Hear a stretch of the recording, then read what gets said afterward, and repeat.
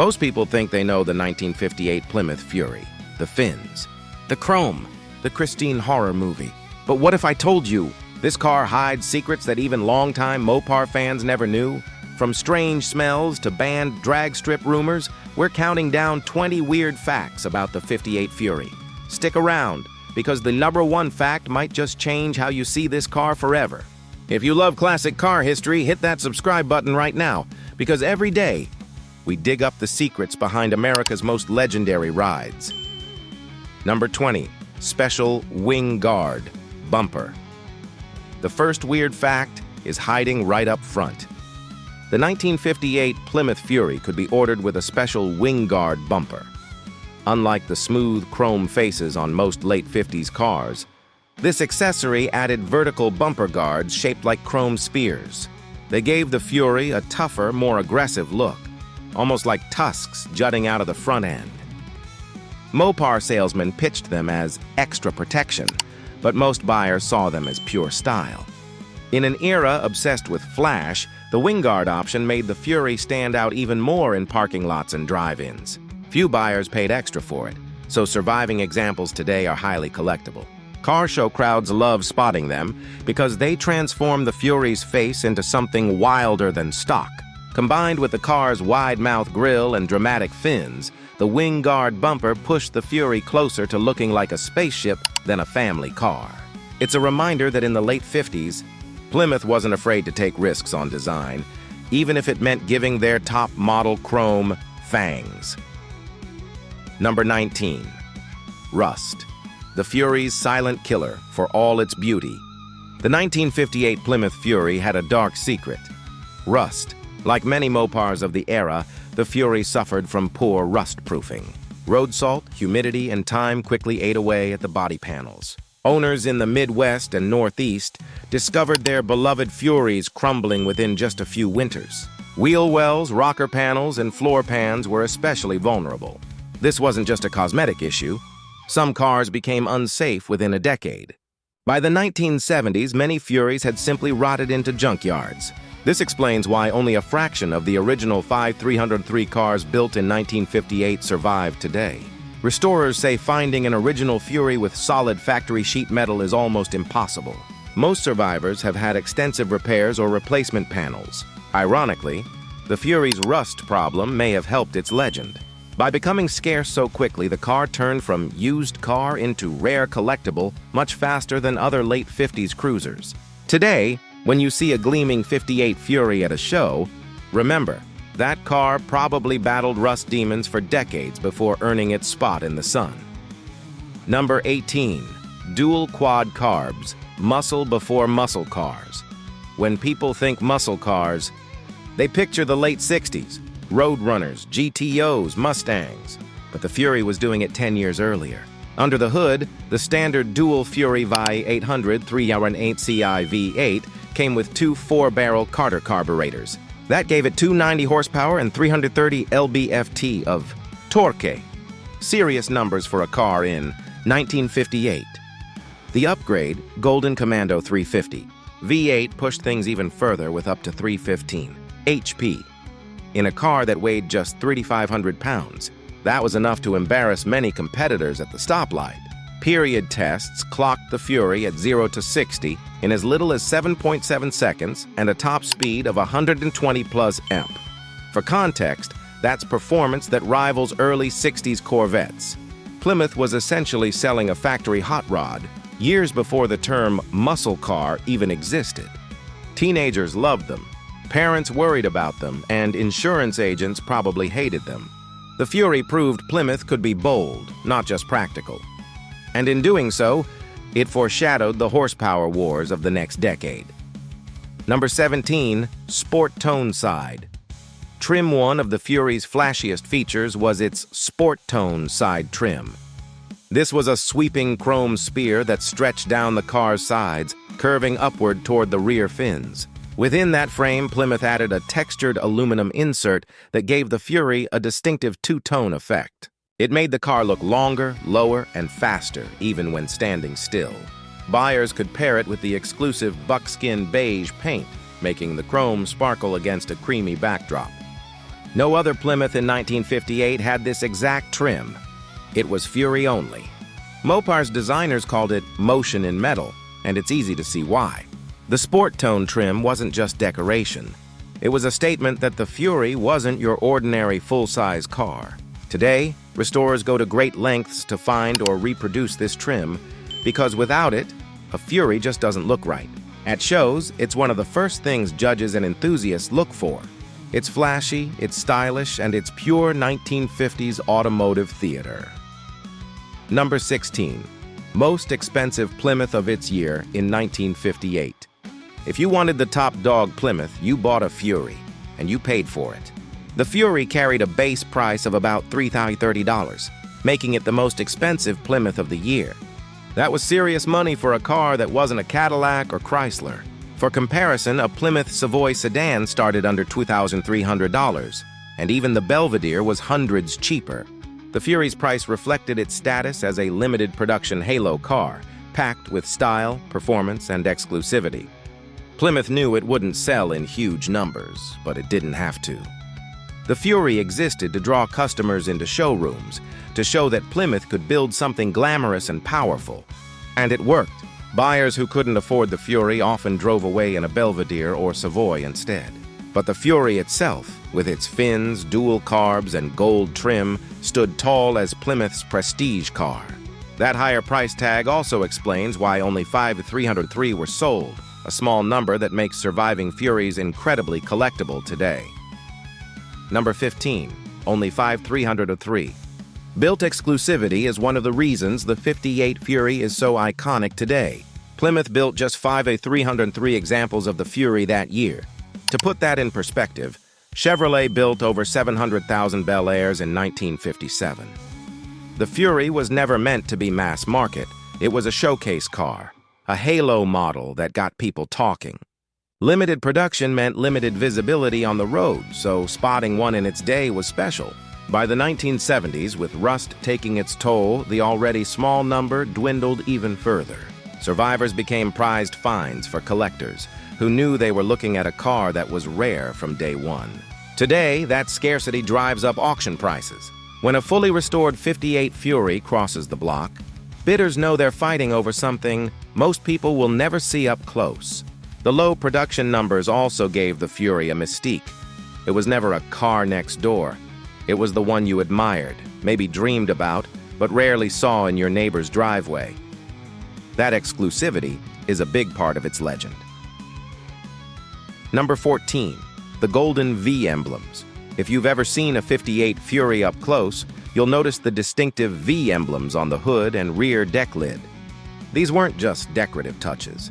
They symbolized the V8 engines under the hood. For Plymouth, it was a way of announcing proudly, this car had serious power. The V wasn't subtle either. Finished in bright gold, it stood out against the Fury's buckskin beige paint. Even at a glance, you knew this wasn't an ordinary Plymouth. It carried a V8 badge of honor. Interestingly, the use of golden trim was unique to the Fury, helping it stand apart from Belvederes and Savoys of the same year. Collectors today often use these V emblems to authenticate genuine Furies, since fakes and clones have popped up thanks to the car's high value. Restorers spend big money hunting down original badges because without them, a Fury just doesn't look complete. The golden V wasn't just branding, it was a promise. Power, prestige, and exclusivity. Number 13. Haunted odometers. Here's one of the strangest urban legends tied to the 1958 Plymouth Fury, haunted odometers. Owners reported that their cars racked up odd mileage readings that didn't match how far they had actually driven. Some swore the numbers moved on their own when the car was parked. Others noticed unusual resets or jumps in mileage after short trips. While most of this can be explained by faulty gauges or electrical quirks common to Mopars of the era, the stories fueled the Fury's reputation as a possessed car, a myth that would later explode with Stephen King's Christine. The odometer tales weren't widespread, but they lingered in local newspapers, enthusiast chatter, and old-timer stories. And once Christine came out in the 1980s, every odd Fury story suddenly sounded more sinister. Did Plymouth design a haunted car? Of course not. But the odometer rumors added another eerie chapter to a car already full of drama. Today, they're part of the folklore that makes the '58 Fury one of the most talked about classics of its time. Number 12. Too fast for the strip? Rumor has it that in the late '50s, some drag strips actually banned the Plymouth Fury because it was too fast. While this may be more myth than fact, there's a kernel of truth. With its Golden Commando 350 and dual quad carbs, the Fury could easily run 0 to 60 in under 8 seconds and cover the quarter mile in about 15.5 seconds. For 1958, that was blistering, especially for a full-size car weighing 3,500 pounds. Local racers feared the Fury's factory horsepower advantage. Smaller hot rods, many home-built, couldn't keep up. Track owners didn't want a factory stock car embarrassing the backyard builds that made up much of their racer base. So whether officially banned or just whispered about, the Fury gained a reputation as a menace at the strip. True or not, the story spread fast. And that reputation only added to its mystique. A big, stylish coupe that wasn't just pretty, it could outrun the competition straight from the showroom floor. Number 11. Luxury options. Ahead of their time, though marketed as a performance car, the 1958 Fury offered luxury touches that were far ahead of their time. Buyers could order power steering, power brakes, padded dashboards, and even power windows. For Plymouth, a brand usually seen as middle market, these options were unusual. They blurred the line between family car and luxury coupe. The padded dash was a particularly big deal, showing Plymouth was thinking about safety long before it became law. Most owners didn't spring for every option, but those who did ended up with a car that could rival some Buicks and Oldsmobiles in comfort. Combined with its futuristic styling and strong performance, the Fury could do it all: go fast, look sharp, and ride easy. Today, when collectors find a Fury with its factory luxury options intact, it's considered a gem. These details show that Plymouth wasn't afraid to mix speed with sophistication. And that's part of why the '58 Fury still stands out in a crowded era of flashy cars. Number 10. Dual rear antennas in. The 1950s, radios were a status symbol. But the 1958 Fury took it one step further with an optional dual rear antenna setup. Mounted on the rear fenders, these antennas weren't just for better reception. They were a styling statement. Long, angled chrome whips rising off those giant tail fins gave the Fury a futuristic space-age vibe. Teenagers loved it because it looked like something out of a rocket ship, and it fit perfectly with America's obsession with satellites and space travel. The dual antennas also made the Fury stand out at drive-ins, when rows of chrome fins glowed under neon lights. Few buyers ordered the option, making surviving dual antenna Furies rare today. And here's the kicker. Most owners admit they didn't care about reception. They just wanted the look. It was Mopar's way of letting the Fury shout, "This isn't just a car. It's a rocket on wheels." Number 9. Safety padding. Before it was cool decades before safety was mandated, the Fury offered a feature that most buyers ignored: the padded dashboard. At a time when hard metal dashboards were the norm, Plymouth quietly gave buyers the option to soften the blow in case of an accident. This was part of Chrysler's early experiments with safety design. Ironically, many buyers skipped it because they thought safety features were unnecessary or even a gimmick. People wanted chrome, not padding. But the Fury's padded dash was a glimpse into the future, a time when federal safety laws would make features like this mandatory. Today, collectors get excited when they find an original padded dash still intact, since many were removed or replaced over the years. It's a reminder that the Fury wasn't just wild style and horsepower. It was also one of the first Plymouths to hint at a future where safety mattered, even if most buyers weren't ready to admit it yet. Number 8. Tail fins rivaling Cadillac.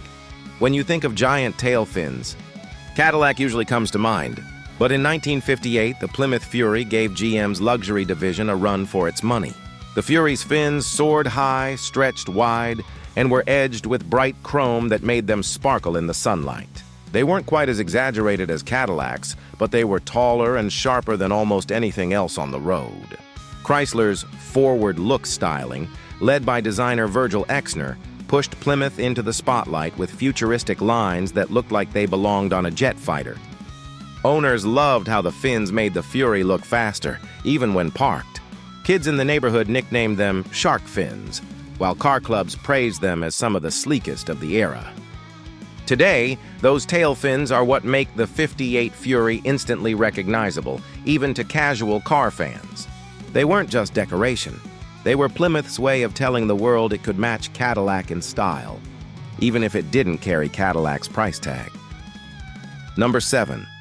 The Poly Wide Head V8 under the hood. The Fury offered something unusual, the Poly Wide Head V8. Unlike the wedge or Hemi engines people usually associate with Mopar, this Poly V8 had distinctive scalloped valve covers and a unique combustion chamber design. The Poly stood for polyspherical, describing the way the valves were arranged in a semi-hemispherical pattern. It wasn't as powerful as a true Hemi, but it was simpler, cheaper, and lighter, while still delivering impressive horsepower. The Fury's 318 Ci version, equipped with dual 4-barrel carbs, pumped out 290 HP. That was enough to make it one of the hottest full-size coupes on the market in 1958. Enthusiasts loved the look of the Poly engine, too, because its wide heads and sculpted covers gave it a muscular, mechanical presence under the hood. Today, restorers and Mopar fans prize these engines for their uniqueness. They're a reminder that Plymouth was experimenting with technology that bridged the gap between everyday engines and the high performance Hemis that would dominate the 60s. Number 6. The fuel injection. Experiment. Here's one of the weirdest mechanical stories.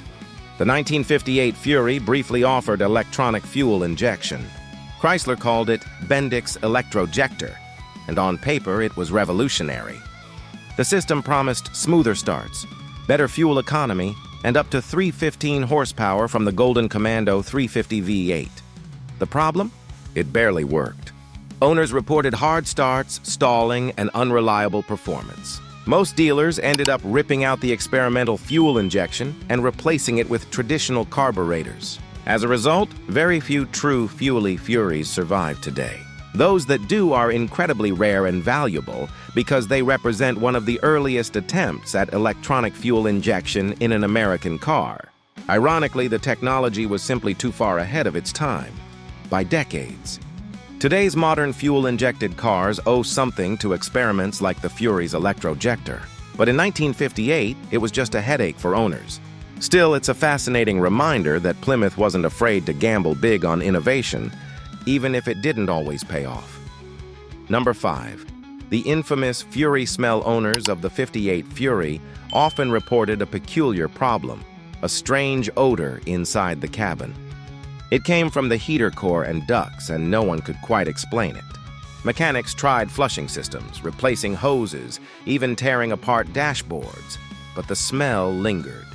Some described it as metallic, others as musty, and a few even said it gave the Fury an alive presence, almost like the car itself was breathing.